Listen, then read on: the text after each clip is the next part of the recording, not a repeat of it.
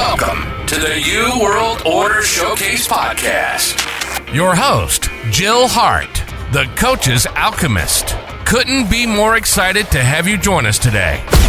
On this podcast, we celebrate the champions of change, the up-and-coming life, health and transformational coaches who are fearlessly stepping forward to make a difference in the world. Get ready for inspiring stories, practical tips, and powerful moments that will motivate you to make a positive change in your life and those around you. We're happy to have you join us on this incredible journey as we dive into the world of life, health, and transformational coaches who are lighting up the path towards a better tomorrow.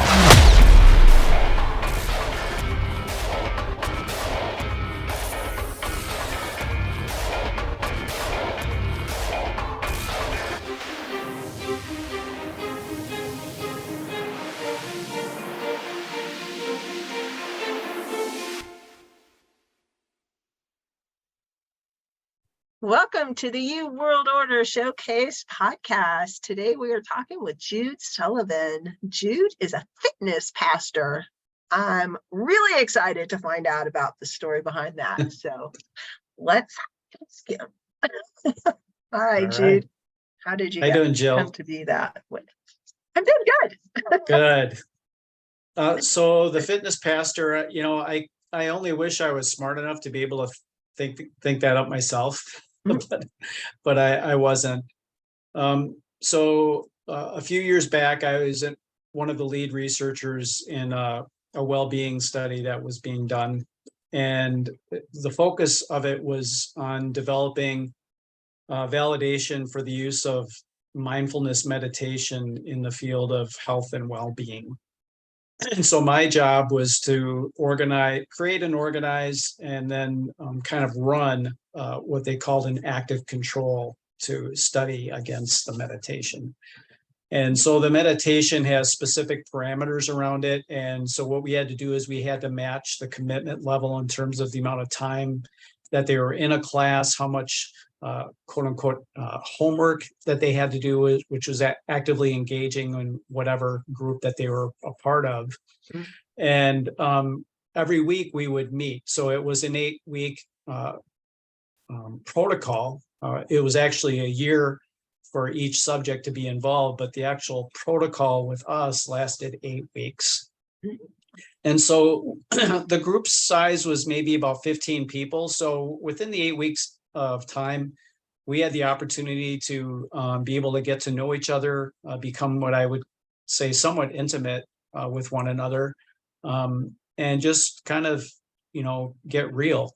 Kind of in those group situations, you might have your guard up, and for some people, they manage to keep it up the full amount of time. But for those who are willing to let their guard down and invest, in the process, those are the people who actually, I think, reap whatever the seeds that they've sown into that. And so my job was basically as a lead facilitator in this group that we, put together. And so we had 10 years of being involved with a whole bunch of different groups. And I don't know, maybe 3/4 of the way through this process, we came to the end of one of these 8-week sessions. And one of the women was so kind. She came up to me and she goes, Jude, you just remind me of a fitness pastor. Aww.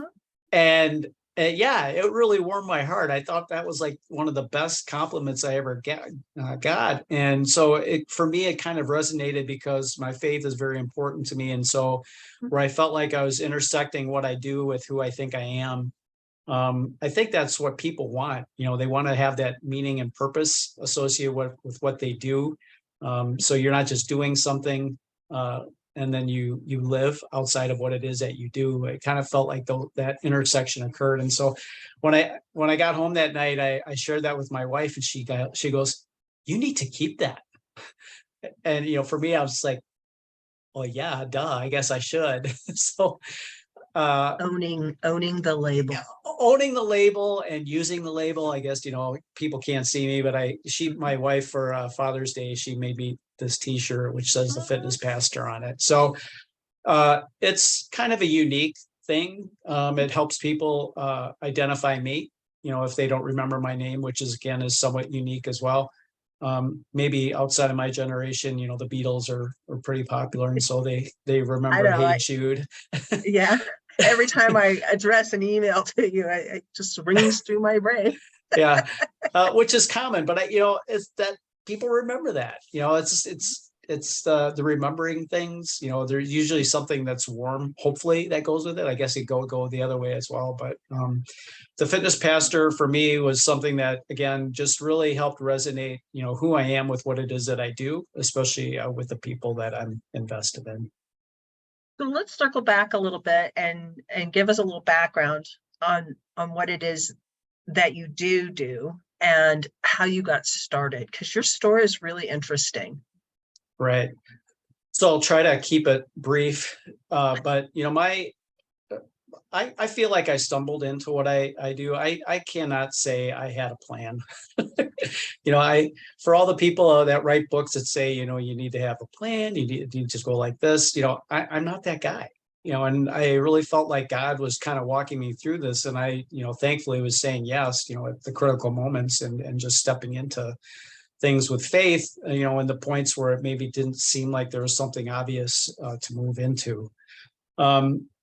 But to kind of make a long story as short as I can, I came into health and well-being as a profession because of my father and the people that he was working with. They worked on the similar projects together. They talk about their families, and they heard through my dad that I was struggling, not really knowing what I wanted to do when I was in college in my early years, and kind of floundering.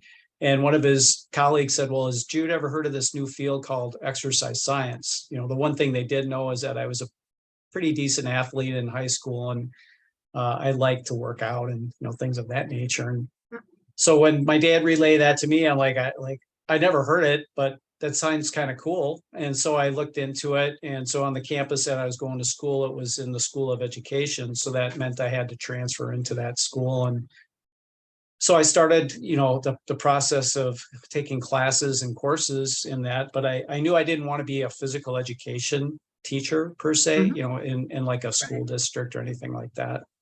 And so the next step for me after I received my bachelor's degree was to go into graduate school right away. So by this time I was starting to think, well, maybe med school would be something I want to do or whatever.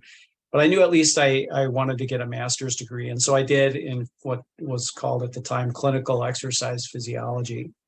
And so this is like mid 80s. It's a term that, is pretty prevalent now, but at that time it was somewhat, obscure.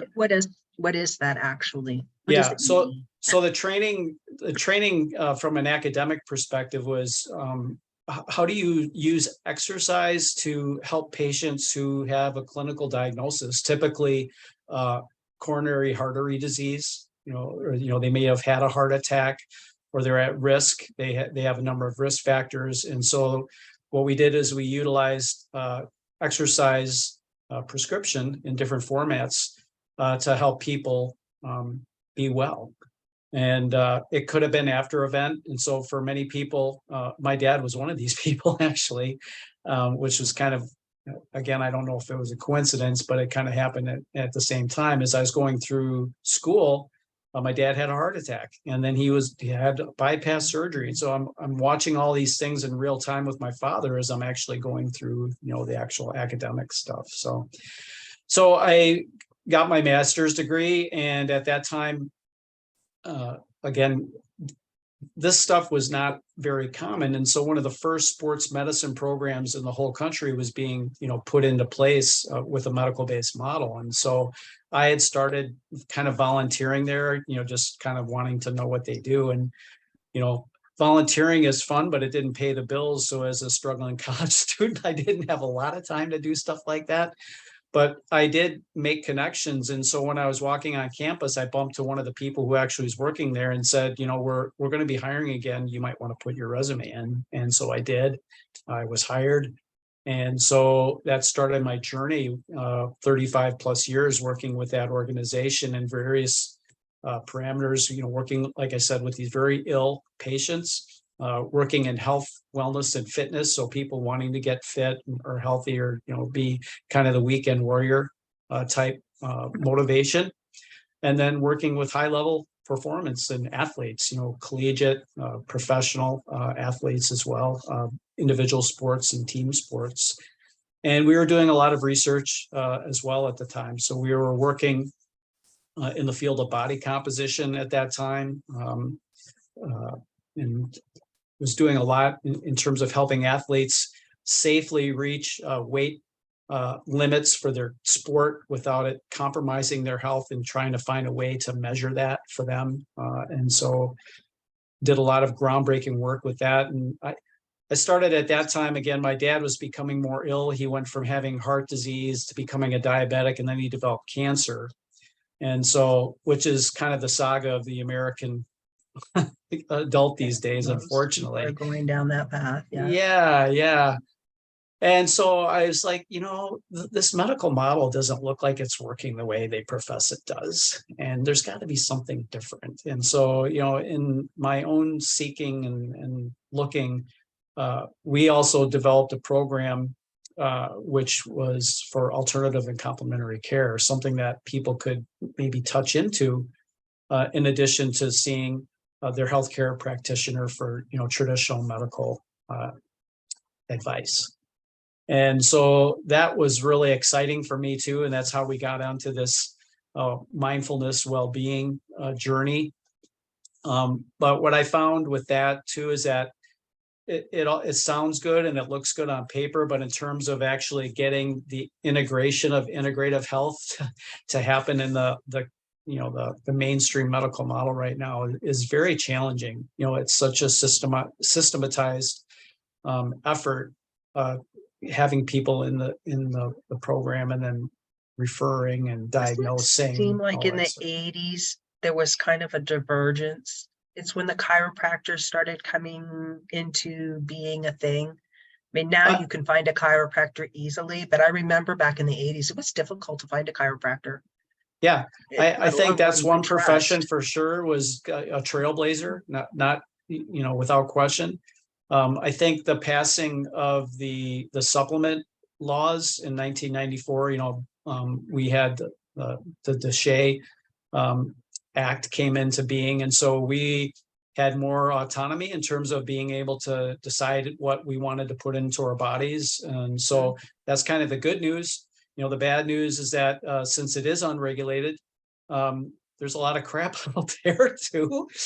And so, the average Jane or Joe, it does take work to kind of sift through that and vet, what's actually considered to be a quality product. And how do you discern, what's real versus what's marketing, per se.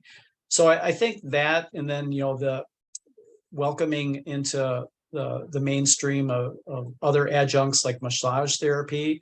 Mm-hmm. A lot of these, really started in the sports medicine realm. So you have active use of these modalities. And so it's kind of like a trickle down phenomenon where you bring it into mainstream health, and then it kind of works into, more of a clinical practice as well. So massage and body work was a big one. Acupuncture has started to become well respected, especially again with cancer patients who are actively being treated with various forms of chemotherapy. Nausea is a big side effect with that type of treatment, and acupuncture has been found to be a very effective counter punch, so to speak, to the effects of treatments like chemotherapy. It's really interesting how the different modalities are kind of getting traction, and they're getting traction in a way that you can kind of shop for the thing that you need. Whereas back in the 80s, before all of this, you were really at the mercy of whatever doctor you went to when we're trying to get answers to questions. And it was just really beginning. Cancer and heart disease had already been rearing its ugly head, but just the progression of the way some of these chronic diseases have gone, and then the ability for people to get help specific to the thing that's troubling them is been pretty amazing. Just, Yeah. We're probably the same age or similar age. So we remember things that the people that are in their 40s, they were kids back then. And so it really didn't resonate with them as much as the massive changes in the way health is managed in America anyway. Yeah. It's pretty interesting. Yeah. So The systematization of it is kind of started to roll through it though. So again, these integrative health practitioners become a slave to the system. So that then they become bound to what the system says they can provide. So again, it's a good idea in concept. In terms of execution, I think what people find who are in the system, they have some limited autonomy. The practitioners who are able to live in a private practice, not bound to a healthcare system, a PPO or HMO or something like that. Yeah. May be more effective potentially because they can help, guide a person, through different choices rather than saying, well, this is what I can offer you because this is what the system tells me I can offer for you. Right. And you've moved from being really medically attached, let's put it that way, to being more independent. You want to tell us a little bit about that? Yeah. Yeah. So I retired from my quote unquote day job. It'll be 2 years this November. And a part of it, I could have continued there. I love the people that I worked with. So many people come into that space because they have a genuine heart caring for people and wanting to help people. But it does wear you out. And the burnout situation, people hear about it with nurses, but I think there's a lot of, different disciplines within the healthcare system that just get, train wrecked because of, this tension that they feel. So I think of suicides and I think I was to that point, I wasn't suicidal or anything, but I was just like, there's other things that, the culture in my perspective, in my opinion, became ultra toxic. And, some of these peripheral elements, just became too much to want to even have to deal with. I just didn't want to deal with that anymore when I'm trying to work with people. And so I think I'm really good working with people, whether it's individual situation or working with, groups. But I just couldn't do it in the system anymore. So, I made the decision to hang it up. I'm grateful for the time that I spent. I learned a lot. I have very valued professional and personal relationships that came out of that. I love those people, deeply. But it was just time for me. And again, I think to say it was maybe a God wink too, to say, I've got something that I have in plan for you, but it's not going to happen in this place. And so that's kind of where I'm working through right now. So what do you do right now? Right. So we have a bunch of, it's me and my wife together. So I'm the fitness pastor, but she's really the entrepreneurial spirit. She's been an entrepreneur, all her life. She has her own health journey. I won't steal too much of the thunder, but she had a spouse who succumbed to cancer, and so she became very disenchanted with the medical system because of everything that she had to go through with that. And so it was kind of funny, when we met, she's like, I don't really like the healthcare system very much. She's like, that's okay. I hope you like me. And so from a business perspective, that's where she's always had that autonomy. And I had to kind of work out of this corporate, mindset of, having rules to follow and doing things, ABC. And, now we are our own boss. We set the standard at night, and then we become our own employees during the day. And so my role right now is twofold. So I do work with a direct sales company where we deal with nutrigenomics. So you're mentioning disease before.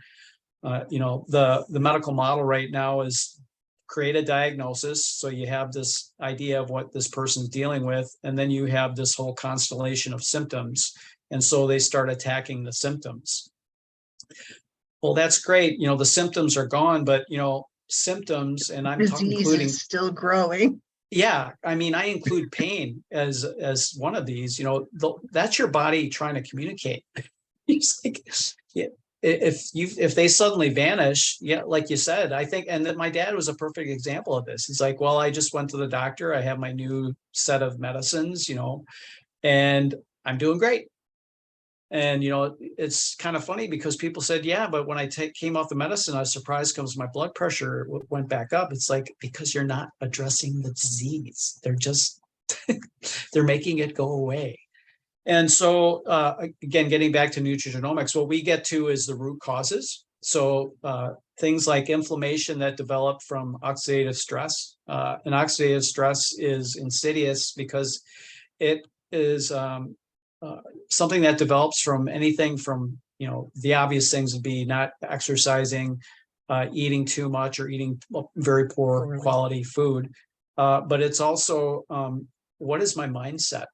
How am I talking to myself? What are my relationships like? How positive are the relationships that I have in my life? There's just a whole host. It's the environment that we live in. The concept is now epigenetics. How are my genes interacting with what's happening in the environment, and are my genes expressing in a healthy way or an unhealthy way?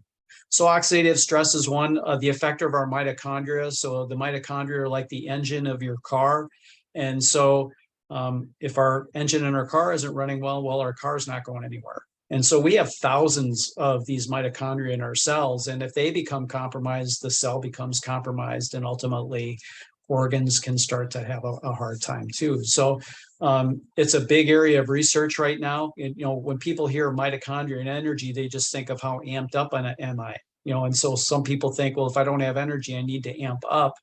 And they make the wrong decisions by stimulating themselves rather than maybe looking to get more rest or looking to recover more. And so mitochondria health is another one. And then the final one is how well your body, the cells of your body go through their normal lifespan and their life cycle, and how well they do that in a healthy way. So autophagy, and how well they can duplicate themselves without all the garbage being copied forward as well. And so NAD and sirtuins within the cells, the proteins within the cells that are also in the mitochondria, not a coincidence. How well those function can also play a role in how well the cells are working together. So the three of those things is kind of the trifecta. We call it tri-synergy. And so if we can get those three working together, it amplifies your body's ability to defend itself. So when I think of health, I don't think of, being Superman or Superwoman, 24/7, 365. It's like, life is real. We get kicked and we get, hurt. Sometimes we do get sick.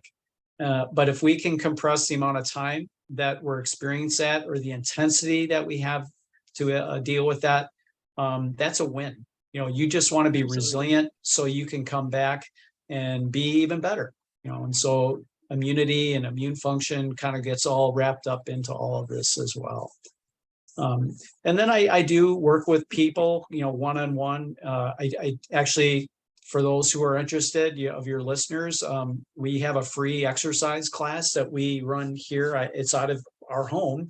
And so you can do it from your home. We do it on Zoom. And we meet on Tuesday and Thursday mornings from 6 a.m. to 7 a.m. Central Standard Time. And basically, the philosophy of movement that I espouse is moving in 3 planes of motion and getting people to know that they can do more than just have to walk forward or sit down. And so people just, it just kind of, you just love to see all the stars start to pop around their eyes and around their head when they realize how much more of them that there is than what they're allowing themselves to be. And movements is a great way to actualize that. You can do this with your mental health and your mindset as well, but to actually move in a way that you're not accustomed to doing, or maybe you haven't done since you were a little kid, and to realize you still have it, that's a great thing. And I just love to see that. But what it does then outside of the class, it feeds you into what you're doing during your regular tasks during your day. And so all of a sudden you're looking for excuses to move more, to do more, and to be more over the course of your day. And that just helps your whole mental health and makes you happy. Totally. Totally. We bought It's a amazing wagon how it's and we all walked connected. to the grocery store with our wagon, and people look at us funny, but it's fun. Why aren't you driving? Why are you dragging a wagon? Walk and a half to our grocery store from where we live. So I know, and some people drive that anyway. Isn't that something? Yeah. But that's a perfect example, Jill, and I'm glad to hear you say that. Because it's the little things like that add up. It doesn't have to be a big thing to have a big impact. Just little small things like that. That's just the best. You just incorporate into your life and make it, make the everyday things fun as you're moving. Yeah. Have you ever read the book Atomic Habits by James Clear? I have not. I will write that down right now. Atomic Habits. He does a wonderful job of kind of breaking down, when we want to change patterns that we have in our lives. I'm not even going to call them habits, but just patterns, and how you just want to kind of give just a little less friction to the things that you want to do. And you want to give a little more friction to the things you don't want to do. And you just it's like what you just said, these little tiny things, and it adds up over time. And thus the reason for the title, it's atomic. It's the smallest level of change that has, think of the atomic bomb, can have the biggest massive impact in your life. And so I think the book title is totally appropriate for what he describes. Yeah, I do too. It's just the little things. It's the little things you think about.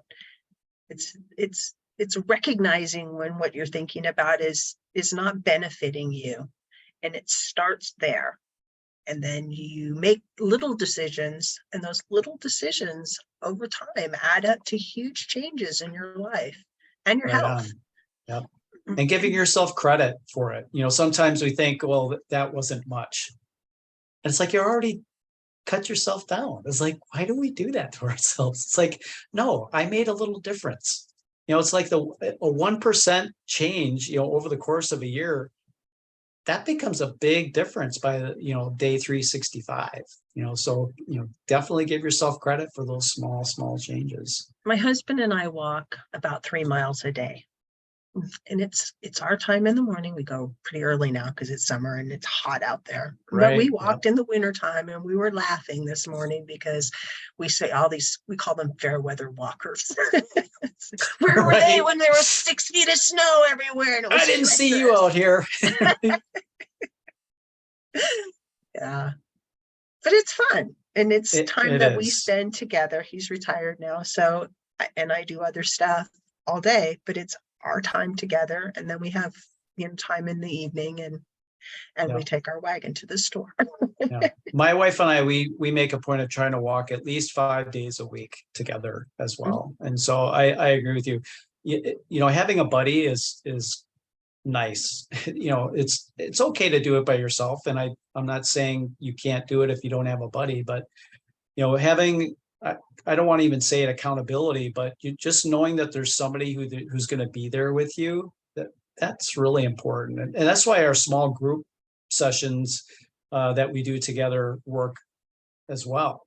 People are essentially alone in their own home, but they know that there's going to be other people there. And if they don't show up for the next 3 times, they'll be like, hey, are you okay? Just checking in. Just want to make sure you're okay. Yeah. Yeah. And it goes back to what you were saying about the little changes or making it easier to do the things you want to do. When you want to go spend time with your spouse, and we leave all of our electronics at home, we'll be there in an hour. Exactly. And that's another thing to do too. Yeah. Is be one with nature without the electronics. It is possible. It can be done. Yeah. Even if you don't even talk, just walking in the presence of somebody else's energy is gets your juices going. Yeah. Makes you feel better. we are social animals, and community is kind of another big one. We call it vitamin C, which is connection. So again, though people who tend to be struggling a little bit tend to isolate themselves more in a variety of different ways. And so being out amongst people, I think, is really important. I know sometimes people can feel lonely even in a group, but still it is important to be connected to other people. And that's a good way to do it too. Yeah. And when you're walking in a community, you do run into other people. Absolutely. And you do make connections with other people in your community along with the person that you're walking with. There you go. Yep. So what's the one thing that you would really like for people to take away from our conversation today? Well, I hope they just get to know me. If they're really searching for somebody who might be able to help them, you're your own hero. I'm just a guide, and so what I like to help people do is actualize, what's already in them and just help them realize that. And so if you want to reach out to me and have a conversation to see if, connecting together would be worth your while, then that's great. And so that's the purpose of me meeting you, even Jill, is to just, expose myself to other people and have them become exposed to me and make connections. Exactly. I absolutely agree. How can people get in touch with you? Yeah. So again, you're going to like this. So my email is 44heyjude@gmail.com. So I think it's memorable. Yeah, it is. And just say in the subject heading, either morning social or work with Jude. So I can, obviously that'll get my attention, but it'll also help me know what it is that, you maybe want to have a conversation about. And then we can have a conversation. I'm not a sales guy. Working with somebody is a transactional process. I get that, but it's got to be the right person in the right place at the right time, and that goes both ways. And so I really seek to make sure that it's going to be a good fit, because you want to have results. And so what can we do to get results? And not everybody's your people, but you don't need to help everybody. You just need That's to help exactly right. That's exactly right. So if it's not me, maybe I know somebody who I can maybe redirect you towards, so that's the other way of looking at it. So, yeah. That's my philosophy too. Thanks so much for joining us Awesome. today, Jude. It's been awesome. Yeah. Thank you, Jill, for the invitation. I really appreciate it. I'm glad we got to meet face to face, and I look forward to maybe doing it again soon. Okay. All right. Thank you so much for tuning in to another empowering episode of the U World Order Showcase podcast. We hope you've enjoyed hearing from our incredible life, health, and transformational coaches who are making a profound impact on the world. Remember, change begins with you, and you have the power to transform your life and the lives of others. If you want to take that next step and unlock your true potential, visit thecoachesalchemist.com, where you can find the 3 ways we can help you for free to spin your talent into gold with clarity, a system, and a plan. Don't forget to hit the subscribe button so you never miss an inspiring episode. And if you enjoyed today's show, we'd greatly appreciate it if you could leave us a review on your favorite podcast platform. Your feedback means the world to us and helps us reach more people with our positive message. Stay connected with us on social media for updates, behind-the-scenes content, and upcoming guest announcements. You can find us on Facebook at the U World Order, or simply visit thecoachesalchemist.com.